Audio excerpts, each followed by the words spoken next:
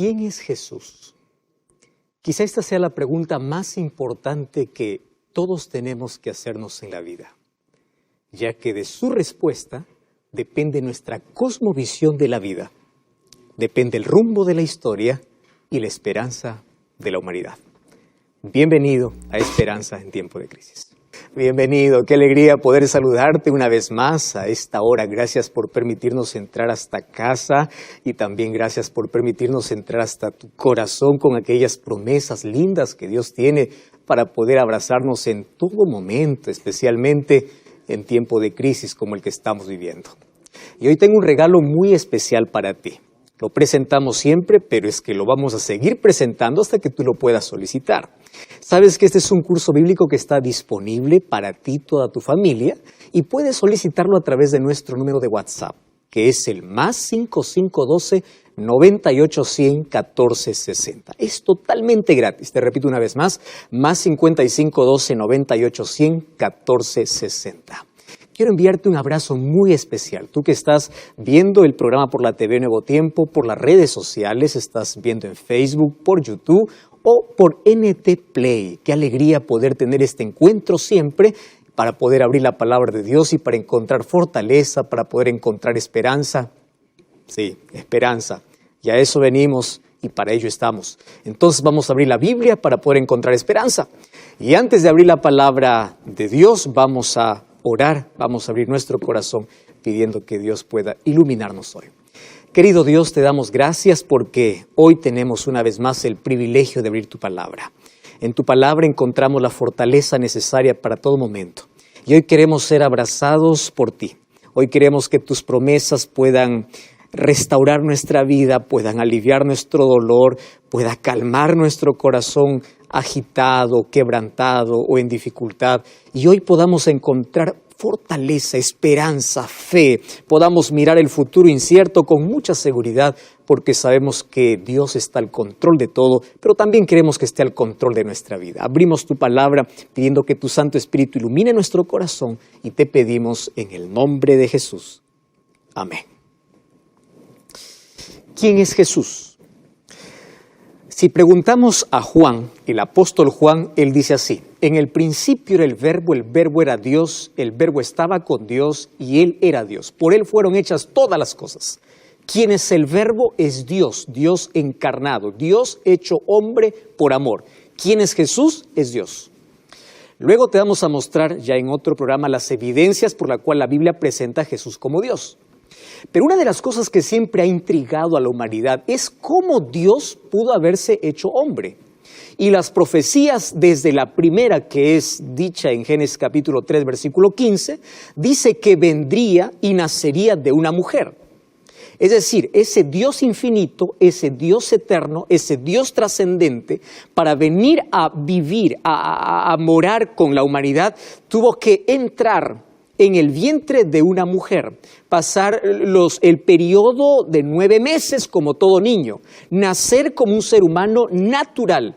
Ahora, eso es increíble, cómo Dios, siendo eterno, se hizo hombre. Por eso es que Jesús es el único que tiene estas dos naturalezas. Él es Dios y Él es hombre. Con una mano puede sostener la mano del Padre y con la otra puede sostener la mano del ser humano pecador. Por eso se constituyó el puente, el camino, el intercesor, el Salvador. Solo que es difícil que podamos comprender eso. ¿Quién es Jesús? Hay muchos cuestionamientos, hay muchas preguntas. Se habla de un Jesús histórico, se habla de un Jesús que existió, mas ¿quién es Jesús realmente? Y hoy yo quiero mostrarte que cuando Jesús estuvo aquí en la tierra, nadie creía que Él era el Mesías. Nadie creía que Él era el Salvador o que las profecías se cumplían en Él. No, qué difícil, porque no había nada sobrenatural en Él. Él creció como un niño normal. Y cuando creció todos lo conocían como el hijo de José, el hijo del carpintero. Era un asombroso muchacho, pero nada más que eso. Entonces, ¿cómo es que las personas pueden conocer a Jesús, el Salvador, solamente como el hijo del carpintero? Incluso más de una vez le dijeron allí, este no es el hijo de José, mas ¿cómo poder decir que Él es Dios? Si no había nada especial en sí, era normal como todos los seres humanos. Y allí aparece el primer evangelio en el Nuevo Testamento, Mateo, para poder decirnos quién es Jesús. Ahora, para poder decirnos quién es Jesús, él va a desarrollar en todo el libro de que Jesús es el Salvador y que Jesús es el Rey. Es el Rey del universo, pero también es el Rey que tiene un reino en el corazón de todo aquel que le acepta. ¿Entiendes? Él tiene un reino preparado, pero también él traslada su reino de gracia a todo corazón. Sin embargo, ¿cómo nosotros podemos darnos cuenta o saber de que Él fue el Mesías prometido? Entonces Él escribe para una población hebrea. Y los hebreos tenían bien en su mente, según las profecías que ellos estudiaban, de que Jesús vendría de la descendencia de David, de que el ungido, el Cristo, el Mesías, tendría que ser descendiente de David. Entonces, ¿cómo poder mostrar de que Él es el Mesías? Por eso te vas a dar cuenta que de los 4 evangelios, el único evangelio que comienza diciendo la genealogía de Jesús es Mateo. Y sabes que a mí particularmente no me gusta leer nombres en la genealogía. Sin embargo, para poder ver la genealogía de Jesús es importante ver cada detalle y cada nombre que se coloque en su genealogía. ¿Y por qué colocó en el primer capítulo una genealogía? Las genealogías no son atractivas. Las personas cuando ven mucho nombre pasan al siguiente capítulo. No les interesa mucho una genealogía. Sin embargo, Mateo colocó una genealogía para demostrar a la gente de que él era el descendiente de David y él era el descendiente de Abraham. Mateo capítulo 1, versículo 1 dice así. Comienza el evangelio diciendo así. Libro de la genealogía de Jesucristo, hijo de David. Esta palabra hijo significa descendiente. Descendiente de David y descendiente de Abraham. Y allí aparecen los nombres a partir del versículo 2. Abraham engendró a Isaac, Isaac a Jacob, Jacob a Judá y a sus hermanos. Y allí comienza a detallar la genealogía hasta que llega el versículo 17. Y el verso 17 dice, de manera que de todas las generaciones, desde Abraham hasta David son 14, desde David hasta la deportación de Babilonia 14, desde la deportación de Babilonia hasta Cristo 14. Lo más importante aquí no es contar las generaciones, lo más importante es que Cristo es descendiente, Él es el Mesías prometido. Si Él es el Mesías prometido, entonces Él es el Salvador y Él es el Rey. Eso es la intención. Entonces, ¿cómo mostrarte? Pues por la raíz, por la descendencia, por la genealogía. Muy bien. Ese título, hijo de David, en la profecía ya se conocía de que así vendría el Salvador. Sin embargo, Jesús no solamente tendría no solamente vendría de la descendencia de Abraham, el padre de la fe, o de David como el rey más recordado y el rey que tuvo la mayor gloria de todos los otros reyes, tanto David y Salomón. No solamente sería descendiente de ellos. En la genealogía de Jesús encontramos nombres que particularmente no se encuentran en ninguna otra genealogía.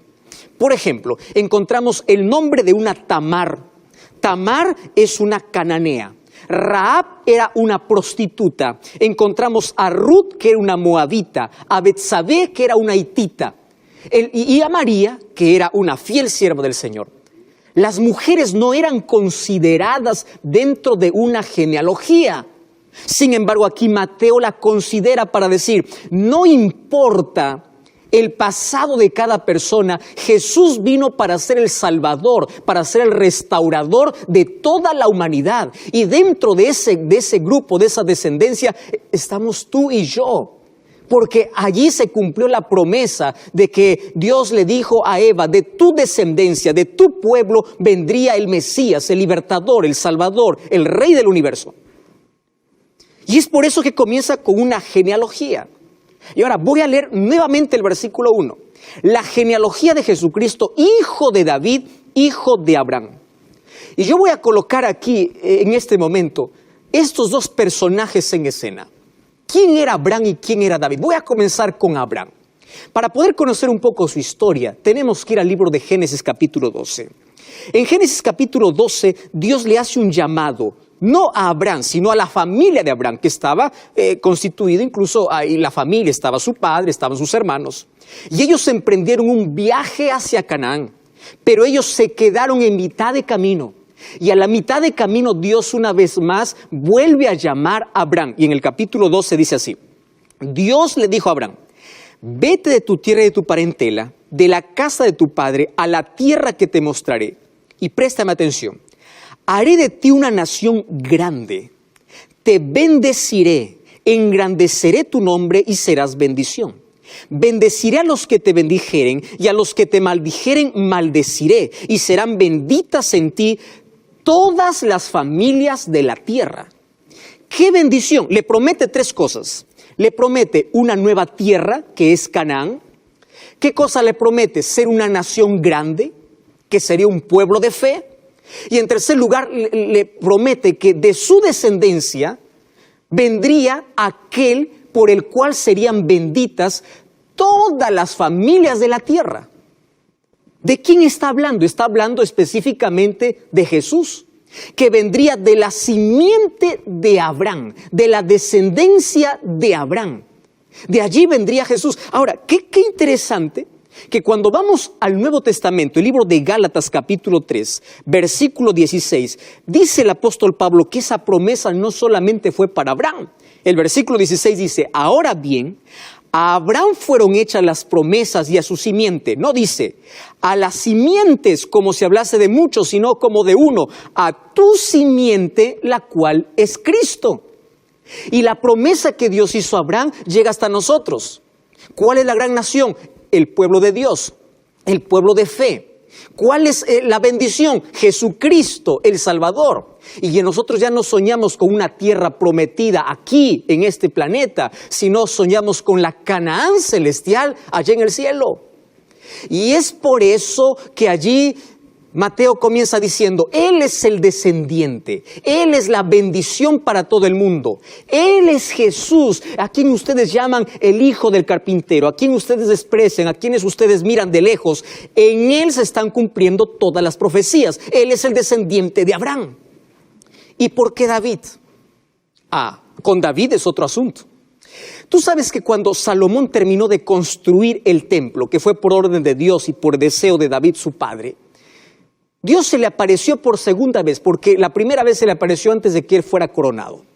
Y mira lo que dice el libro de Primera de Reyes, capítulo 9.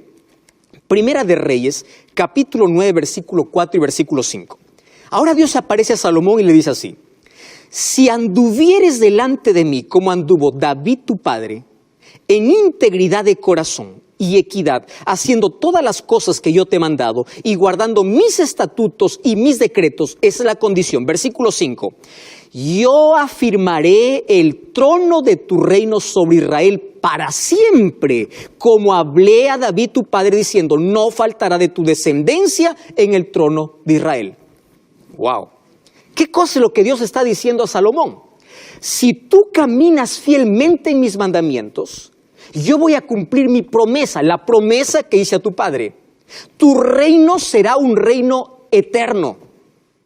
De tu descendencia saldrán todos los reyes. Ahora, préstame atención allí. ¿Qué cosa es lo que sucede? Ellos rompieron el compromiso. Ellos no anduvieron, por eso es que el reinado de David pasó a manos de otras personas. Por eso que ese reinado fue interrumpido por la desobediencia del hombre. No porque Dios falló a su promesa, pero falló completa, o Dios quebró completamente su promesa. No, préstame atención lo que ahora voy a decir.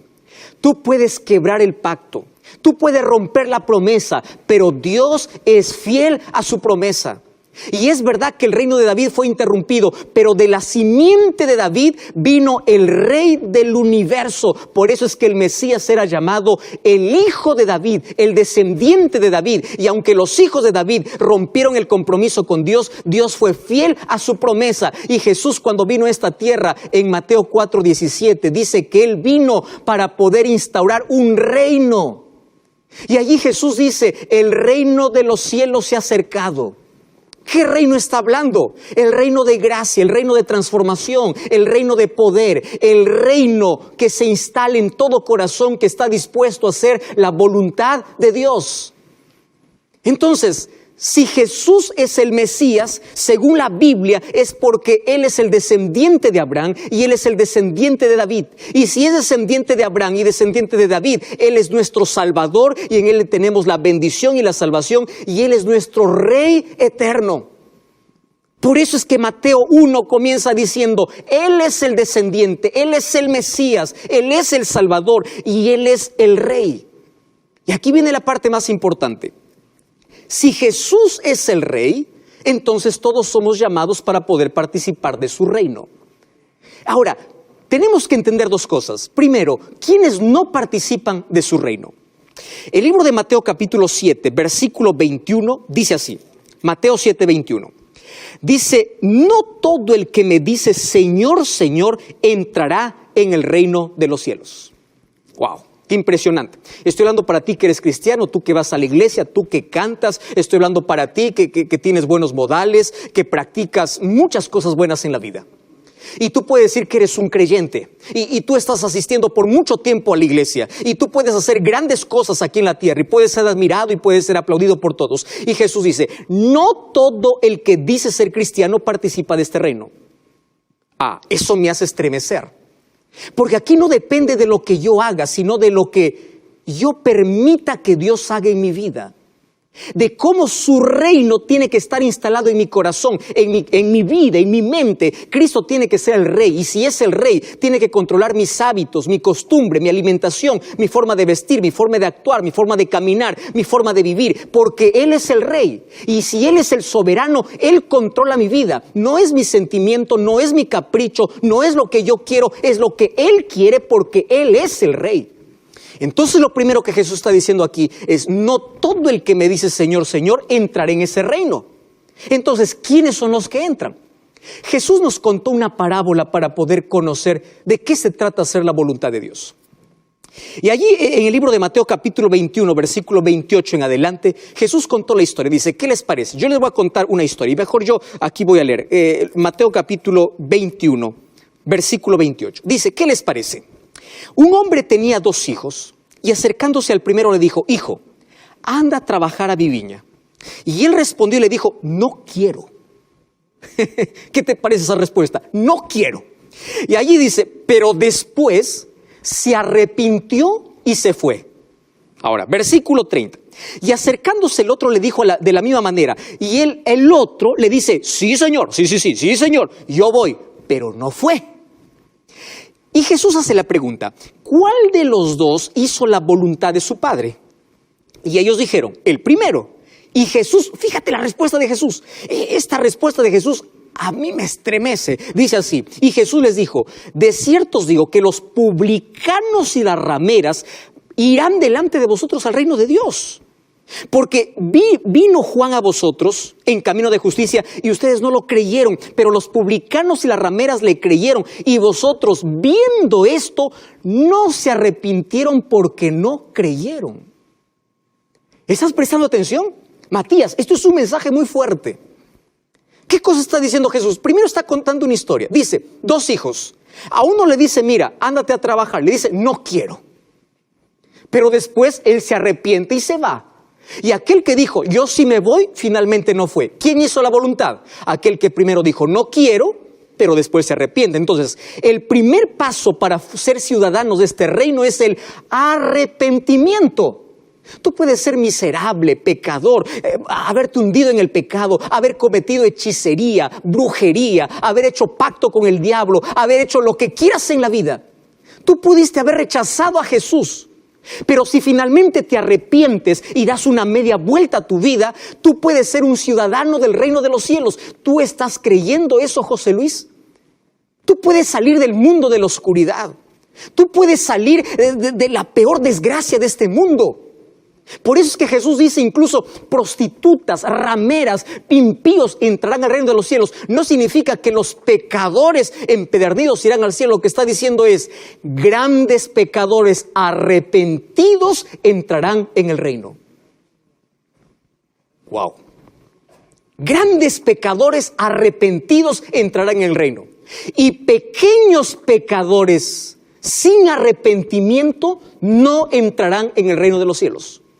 Estoy hablando para ti, Raúl. Tú que te sientes un pequeño pecador, tú que miras a los demás y dices, yo no necesito de Cristo porque yo soy bueno, yo soy honrado, yo soy buena persona, yo no trato mal. Estoy hablando para ti, María. Tú que dices, yo no acepto a Jesús porque yo soy mejor que los cristianos, yo no voy a ir a la iglesia. Tú te crees perfecto, te crees perfecta. Te recuerdo, pequeños pecadores sin arrepentimiento no entrarán al reino de los cielos. La clave aquí para poder entrar y poder hacer la voluntad de Dios es arrepentimiento. Y lo segundo, ¿qué cosa es? Creer. Solo que creer no es un conocimiento cognitivo. No es decir, yo creo en Dios. No. Creer es caminar con Cristo, es entregarse a Cristo, es caminar con Él, es vivir con Él, es permitir que Jesús sea el Rey en mi vida. Wow, entonces aquí el texto toma otro sentido. La pregunta es, ¿tú estás haciendo la voluntad de Dios o tu propia voluntad? Yo conozco a muchas personas que son muy honestas, personas que son muy sinceras y personas que cuando hablo la palabra de Dios y le digo, mira, este es el camino que Dios tiene para ti, este es el día que tienes que guardar, estos son los mandamientos que deben estar en tu corazón, ¿sabes lo que me responden? Me responden así, pastor, pero a mí me gusta mi iglesia. Es decir, hay personas que prefieren adorar sus sentimientos antes que adorar a Dios. Pastor, es que yo me siento cómodo. Pastor, es que sí, es verdad que nosotros no hacemos todo lo que la Biblia dice, pero Dios entenderá. ¿Tú ya escuchaste ese tipo de expresión? Personas que empiezan a adorar placas, a adorar personas, a adorar líderes, a adorar a todo menos hacer la voluntad de Dios. Y tu sinceridad acaba cuando tú te encuentras con la verdad. Y si tú te encuentras con la palabra de Dios y sabes que es el camino, es la voluntad que tienes que hacer para que tú puedas entrar en el reino de los cielos, entonces no postergues más tiempo. Ahora yo voy a decir una cosa tan interesante. La mayoría acepta a Jesús como Salvador. Porque todo el mundo habla de que Jesús murió en la cruz y gloria a Dios por eso. Porque Dios para salvarme hace dos cosas, una externa y otra interna. La externa es la que Él hizo ya en la cruz y la interna es la que Él hace en mi corazón. Para muchos Jesús es el Salvador. Es ese Jesús que vino, murió en nuestro lugar y allí se acabó su historia. Pero tú no tienes un compromiso con Él. Tú no caminas con Él, tú no lo aceptas a Él. Tú puedes decir como la parábola que Jesús contó, sí, yo creo en Jesús, sí, pero no aceptas, no te arrepientes. Dices sí a todo, pero dejas a Jesús fuera de tu vida. No le permites ser el Rey y soberano de tu vida. Porque tus sentimientos están por encima de tu fe.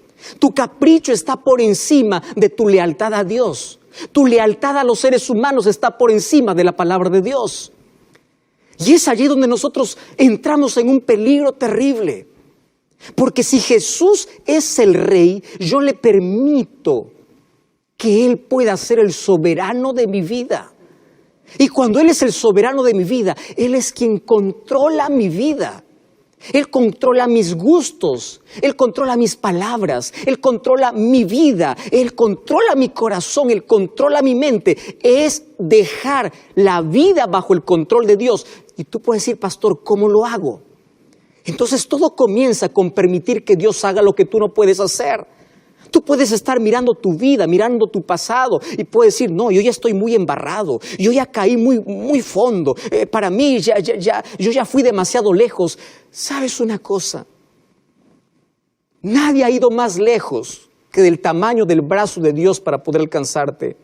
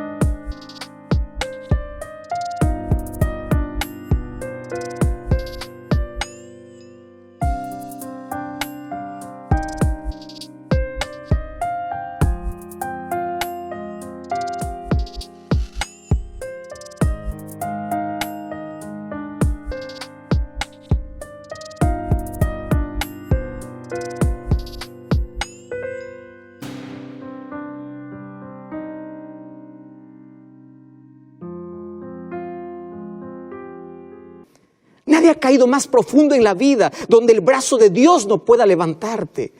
Nadie ha huido tan lejos de Dios como para que ya no tenga perdón. Si finalmente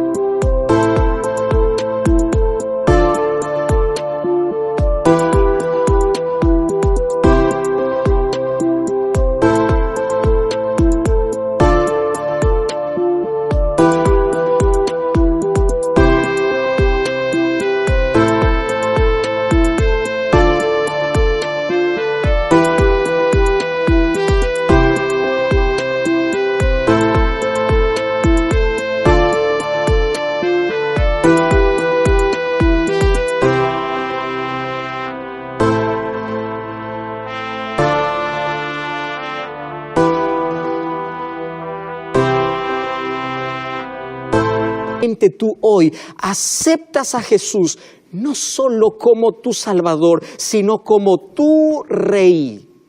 ¿Qué significa aceptarlo como Rey?